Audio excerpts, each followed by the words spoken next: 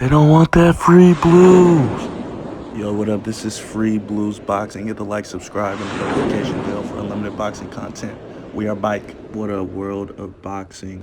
Last Saturday, February 20th, the fans and the whole boxing world was in for a treat. It was a super featherweight championship bout on Top Rank ESPN. Oscar Valdez shocks the world. He knocks out Miguel Berchelt with a devastating left-handed hook. Valdez stood on his toes. He stood front line and outboxed Berchelt, the boogeyman of the super featherweight division. I didn't see this coming. I don't think anybody's seen this coming. Berchelt, who was holding the WBC belt that now currently Valdez is holding, I didn't see anyone but my guy Shakur Stevenson taking that belt. But much credit to Valdez.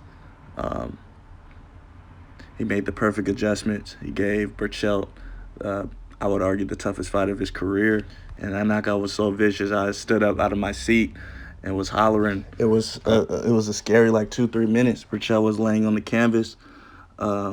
He was slumped out. We didn't know when he was going to get up, but he eventually started moving, and then that gave us the sign that he was okay. But like I said, a devastating knockout. Definitely will be a candidate for the knockout of the year. Not only is Valdez a great boxer, but he has a lot of dignity. He's a man of honor, and he gave Berchelt, the respect. And I like how he called out Shakur Stevenson, which is, I would argue, 1A, 1B, the boogeymans of the division. We obviously know what Gervonta Tank Davis brings to the table with his WBA strap. But these are all super fights to be made. We will see these fights in the future.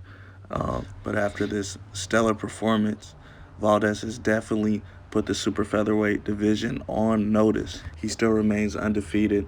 He's 30 years old. He's now a 2-division world champion. Before going up to super featherweight, at featherweight, he won the WBO strap and had 4 title defenses. And Shakur Stevenson would argue that he's been ducking him for a few years now. Valdez eventually vacated his belt. Instead of fighting Shakur Stevenson to go up to the featherweight division, Shakur Stevenson ended up fighting for that vacant WBO belt. He becomes world champion.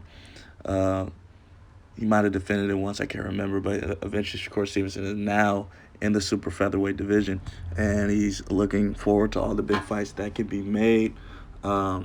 He did show up. He did show up to the Oscar Valdez and Miguel Berchelt fight just this last Saturday. Before the fight, he thought Berchelt was going to win. He is tired. He is tired of the trolls and the comments on social media saying that Berchelt is the killer. Stop ducking him. You know what I mean? You're not as good as this guy. Now, I do believe that Shakur Stevenson is the most underrated fighter on Top Rank besides Terrence Bud Crawford, who's currently holding the WBO belt at the welterweight division and pound for pound recognized as one of the best right now. I do believe that Terrence Crawford is passing the torch to Shakur Stevenson at the super featherweight division. He is. They've definitely been in the gym and they've been sparring. Terrence Bud Crawford is at Shakur Stevenson's every fight. He is recognized as Shakur's mentor. He's in his corner, along with Andre Ward at one point. So those are the gems that Shakur Stevenson is going to need when he's fighting starts fighting these big fights with Gervonta Tank Davis, with the Oscar Valdez. But like I said, Shakur Stevenson was at Valdez fight.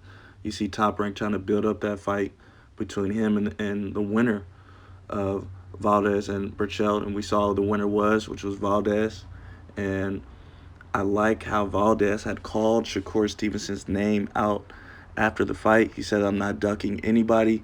He also said it in the post-fight press conference. They're definitely ready to get it on. The boxing world has been demanding that fight for a minute, especially from Shakur Stevenson's fans. In the post-fight, Shakur Stevenson gave Oscar Valdez his props. He said that he didn't see it coming. He was honestly shocked. He said that, which I agree, he said that, with Canelo's trainer, Eddie Reynosa, being in there, definitely his corner did a great job at helping him win that fight and coming up with the the perfect game plan. In the Berchelt and Valdez fight, I was a little nervous for Valdez. He was looking so good. He was explosive. He has a bunch of energy. One of the positive things about his fight game is that his output with the power punches, I was just surprised with. But I was a little nervous like round 6, 7, 8, 9 when Berchelt started winning rounds. He started to connect, but he did enough damage to Berchelt. So by the time Berchelt was trying to get on Valdez, when Valdez was taking a break and was losing some energy mid-fight, Miguel